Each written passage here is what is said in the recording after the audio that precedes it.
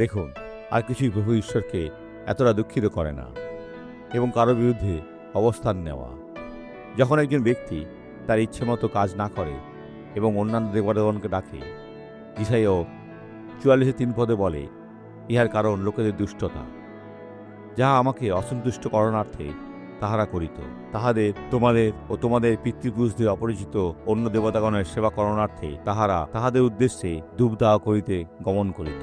ঈশ্বরকে তাঁর বিচার ঢেলে দিতে হয়েছিল এবং তাহাদেরকে বাবিলের মহান বিদ্যালয়ের স্থাপন করতে হয়েছিল। ৭০ বছর শেখা, কারণ তাদের পূর্বপুরুষ ৪০ বছর মরুভূমিতে কাটিয়েছিলেন। এখন তারা ৭০ বছর বাবিলের চাবুকের নিচে কাটিয়েছে। তাদের বেশিরভাগই সেখানে মারা যান এবং তাদের বংশধরের জন্ম হয়। তৃতীয় প্রজন্মের মধ্যে তারা ইসরায়েলে ফিরে আসে, তাদের দেশে এখন শিক্ষিত এবং সুশৃঙ্খল।